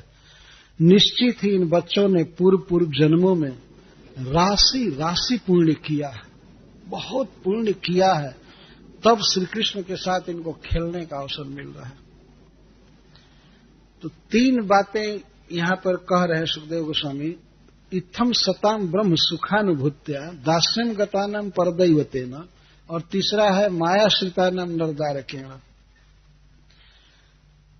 हम लोग सुनते हैं पहले या आज भी कुछ सुनते हैं कि कुछ लोग भगवान का साक्षात्कार करते हैं, केवल ब्रह्म के रूप में साक्षात्कार कर पाते हैं। ब्रह्म का अर्थ है प्राकृत धारणाओं से और प्राकृत वस्तुओं से परे भगवान के अप्राकृतत्व का मनन कर पाते हैं। ये जानते हैं कि भगवान अप्राकृत हैं, केवल चिंतन करते हैं। यह बात जरूर है कि वे रूप का चिंतन करते हैं, लीला का चिंतन करते हैं, तो इसको ब्रह्म सुखानुभूति कहते हैं। ब्रह्म सुख की अनुभूति करते हैं। श्री कृष्ण उनके लिए केवल ब्रह्म सुख के विषय मात्र रह जाते हैं। भगवान कृष्ण के साथ उनका कोई संबंध नहीं स्थापित हो पाता। कोई व्यक्ति मान लीजिए अपने ऑफिस में बैठा है, अपने घर में है और कहीं कोई दूर है, वह व्यक्ति ऑफिस में बैठे हुए का केवल चिंतन करे,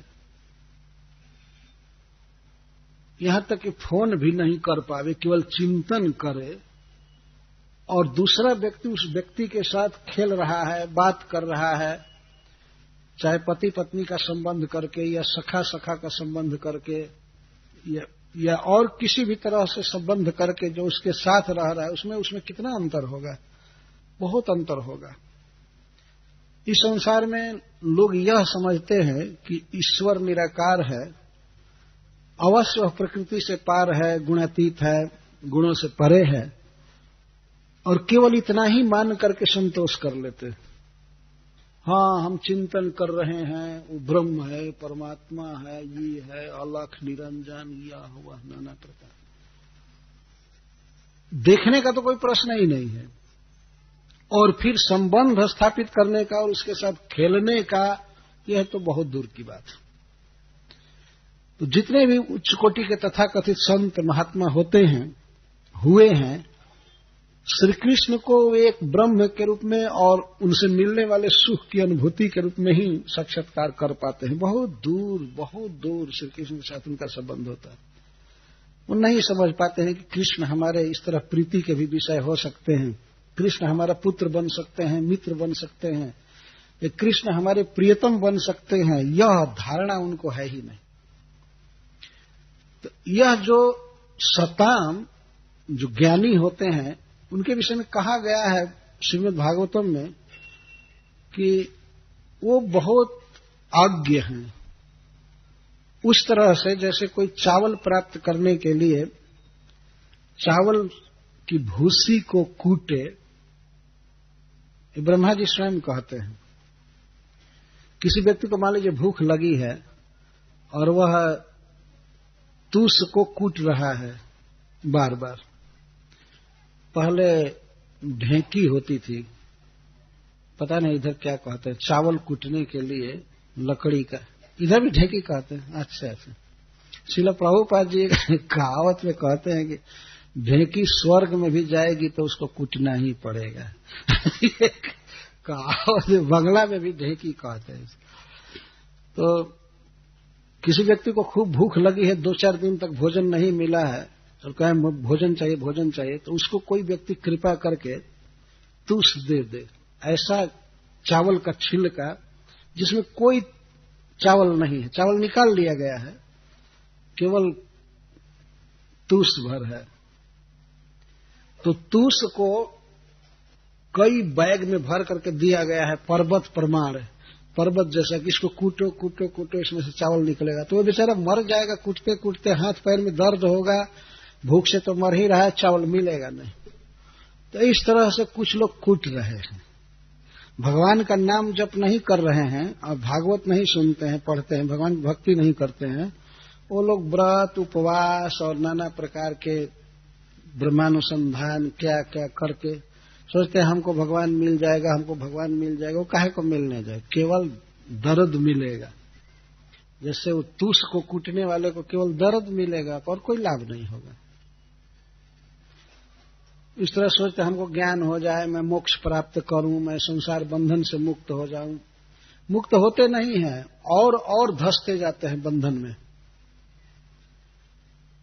संसार में इस बात पर बहुत जोर दिया गया, ध्यान करो ध्यान करो ध्यान करो। किसका ध्यान करो ये नहीं बताते हैं, बस ध्यान करो। तो भगवान श्री कृष्ण के साथ जिनका कोई संबंध नहीं है, केवल दूर से चिंतन मात्र कर पाते हैं, उन्हीं प्रभु के साथ ही बच्चे खेल रहे हैं।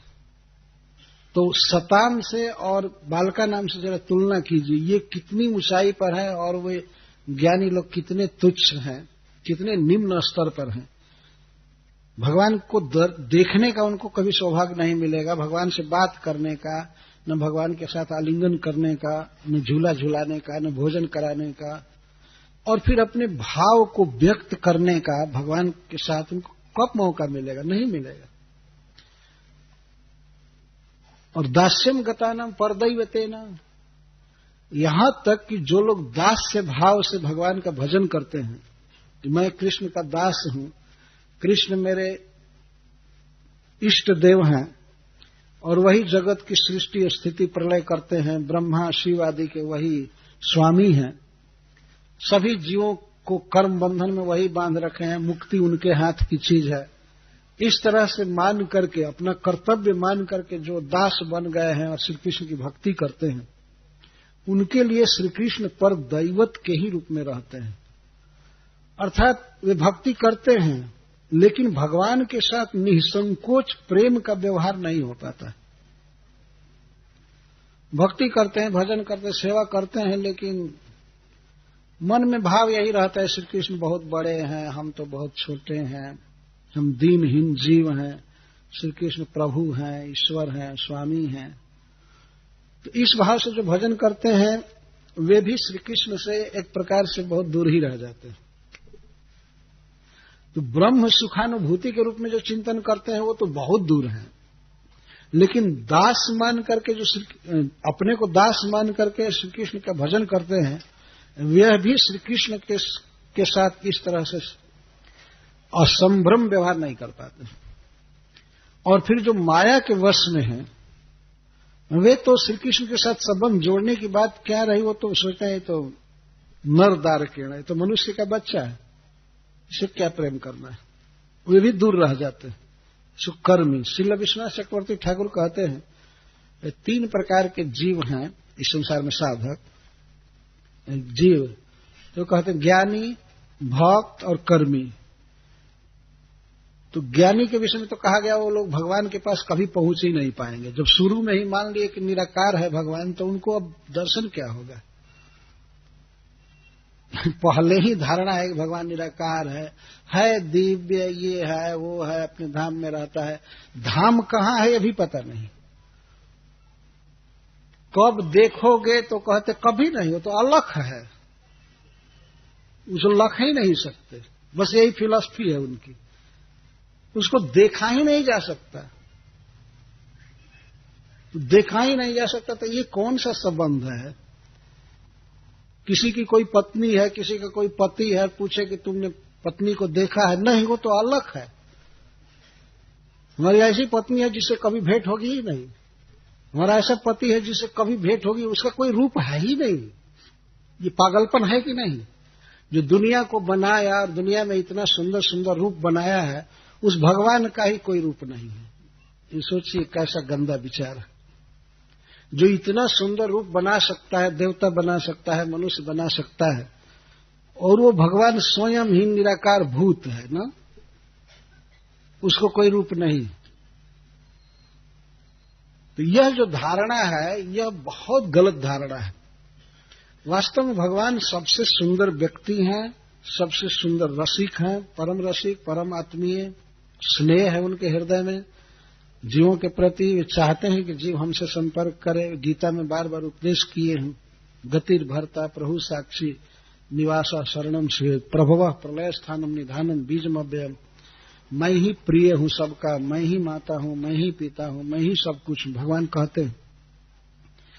तो इस तरह से जो मायाश्रित हैं, माया के बस में हैं, वे तो दूसरे जीवों को अपना मानते हैं, लेकिन भगवान कृष्ण को तो अपना मानते ही नहीं। अपने घर में कोई बच्चा होता है तो उसको कहते हैं कि ये मेरा बच्चा है, ये मेरा भाई है, मेरा है, लेकिन श्री कृष्ण को मेरा मानने का तो कोई प्रश्न ही नहीं उनको, तो वे वंचित रह जाते हैं। श्री कृष्ण वास्तव में सबके लिए सुलभ हैं। जैसे ब्रज के बालकों के लिए सुलभ हैं, वैसे प्रत्येक जीव के लिए वे सुलभ हैं, परंतु भाव हो तब तो मिलेंगे ना। तो जो ज्ञानी हैं वे भी कृष्ण से बहुत दूर रह जाते हैं। कृष्ण को देखने की और खेलने की तो बात ही नहीं। जो स्वामी मानकर कृष्ण का भजन करते हैं, अवश्य उन्हें भक्ति सुख मिलता है, लेकिन वे भी इन बच्चों जैसे सौभाग्यशाली होने का तो दावा कभी कर ही नहीं सकते। श्री कृष्ण से उनका जो व्यवहार होता है वो संकोच से भरा रहता है। ऐसे प्रभु के साथ साकम विजरहु कृतपूर्ण पुंजा, ऐसे प्रभु के साथ ये बच्चे खेल रहे हैं, आलिंगन कर रहे हैं, गा रहे हैं, नाच रहे हैं, निर्बाध रूप से विहार कर रहे हैं। कृतपूर्ण पुंजा, इन्होंने अपने अनेक जन्मों में बहुत बहुत पुण्य किया है, बहुत बहुत पुण्य किया है। इसी को फिर कर्मुत न्याय से कहते हैं, जदपाद पांसुर बहुजन्म कृच्छ्रतो धृतात्मभिर्जोगिभिरप्यलभ्य स एव जदृग विषयः स्वयं स्थितः किं वाण्यते दिष्टमथो ब्रजौकशाम।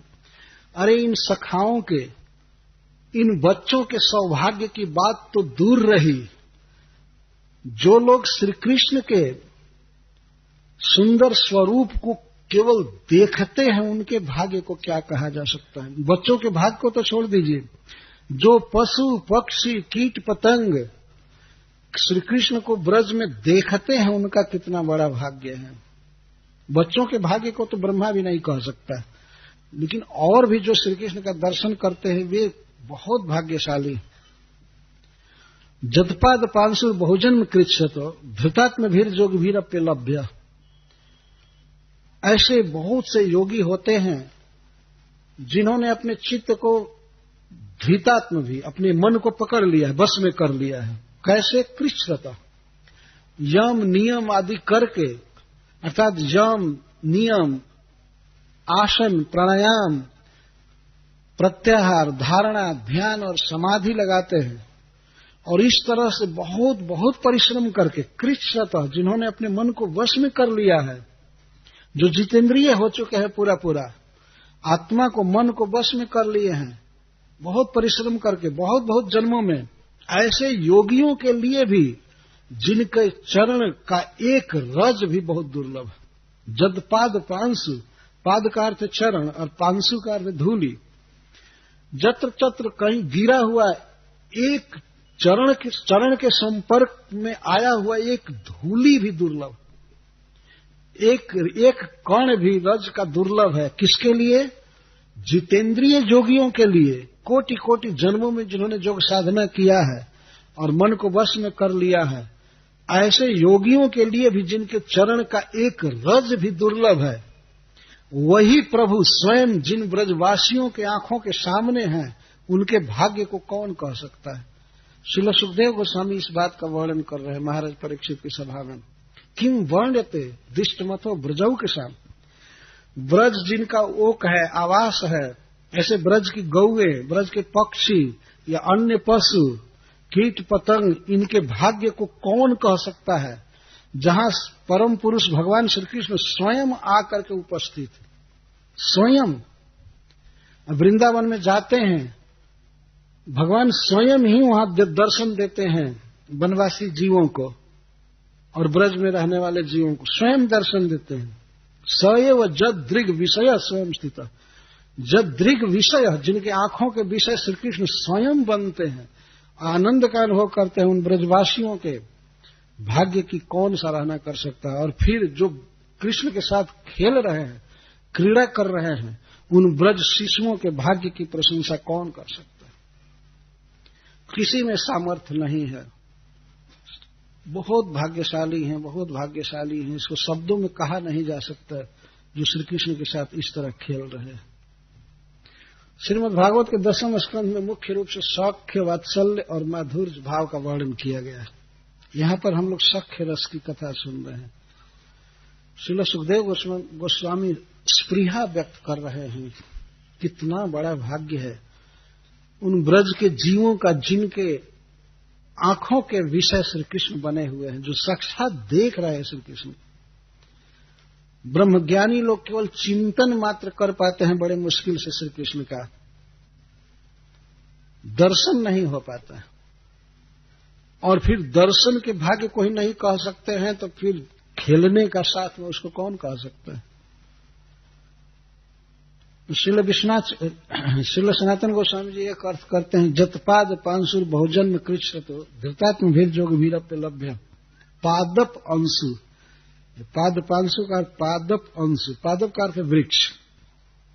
वृक्ष पैर से पीते हैं धरती का रस, तो पादप, पाद माने चरण, प माने पीने वाले, चरण से वे भूमि का रस खींचते हैं तो पादप कहते हैं। और अंशु का अर्थ है किरण, छटा।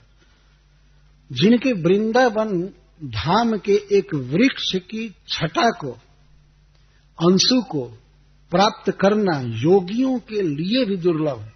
बहुत साधना करके जिन्होंने चित्त को वश में किया है, उनके लिए भी वृंदावन के एक वृक्ष का दर्शन बहुत दुर्लभ है। एक छटा, एक झलक मिलना दुर्लभ है। और वही प्रभु जिनके आंखों के विषय बने हुए हैं, उनके भाग्य को कौन वर्णन कर सकता है। बड़े बड़े योगियों के लिए वृंदावन के वृक्ष का दर्शन भी दुर्लभ है। जो लोग वृंदावन जाते हैं, वास्तव में वो राधा रानी की कृपा से जाते हैं। वहां ऐसा नहीं है कि आदमी प्रवेश कर जाए, कुछ देखे। भगवान की कृपा जब होती है किसी जीव पर, तब वो वृंदावन में प्रवेश करता है। इतना दुर्लभ है। ब्रज के वृक्ष का दर्शन, गिरिराज जी का दर्शन, जमुना का दर्शन, ब्रज के रज का दर्शन, ब्रजवासी मोर का दर्शन, या और भी जीवों का, मनुष्यों का दर्शन, ये बहुत दुर्लभ। तो जिनके धाम में रहने वाले वृक्ष का दर्शन भी बड़े बड़े योगियों के लिए दुर्लभ है, वही प्रभु जिनके आंखों के विषय बने हुए हैं, उन ब्रजवासियों के भाग्य की कौन सराहना कर पाएगा, कौन समर्थ है उसका पूरा पूरा वर्णन करने में। और फिर उन ब्रज गोपों के, उन सखाओं के भाग्य को कौन कह सकता है, जिनके साथ श्री कृष्ण नित्य विहार कर रहे हैं, बिना संकोच के श्री कृष्ण के साथ सटना, खेलना, खाना, वर्णन करना, नाचना, गाना, कंपटीशन लेना, इस तरह से जो श्री कृष्ण के साथ खेल रहे हैं, उन बच्चों के भाग्य की सराहना, उन बच्चों के भाग्य का वर्णन तो न तो भगवान शेषनाग कर सकते हैं, न शिव जी कर सकते हैं, न ब्रह्मा जी कर सकते हैं, न सरस्वती, कोई भी नहीं कर सकता है। इतने भाग्यशाली वे हैं। श्रील सुखदेव गोस्वामी यहाँ पर अपने बहुत ही स्पृहा युक्त भाव को व्यक्त कर रहे हैं, और मानो ऐसा लग रहा है कि वे तरस रहे हैं कि वो मैं क्यों नहीं कृष्ण का सखा बन करके उनके साथ हूं। इस तरह की स्पृहा होती है। और जब भगवान की लीलाओं को सुनकर बहुत बहुत बातों को, बहुत बहुत पद पोजीशन, तो उसके मन में एक इच्छा उत्पन्न होती है। आप किसी की पढ़ाई के विषय में सुनिए कि वह इतना पढ़ा, इतना क्वालिफिकेशन लिया, तो इतनी बड़ी सर्विस मिली, ये मिला, वो विदेश यात्रा किया, यह किया, तो एक अपने मन में स्पृहा होती है, क्या मैं भी ऐसा हो सकता हूं? लेकिन जब श्रीमद् भागवतम सुन करके, भगवान की लीला सुन करके मन में यह लालसा उत्पन्न हो कि मैं भी श्री कृष्ण की नित्य लीला में हो, मैं भी श्री कृष्ण के साथ खेलूं, तब यह है मनुष्य जीवन की सिद्धि। तो माना जाएगा कि इस व्यक्ति का चित्त बिल्कुल शुद्ध है और कृष्ण लीला में सम्मिलित होने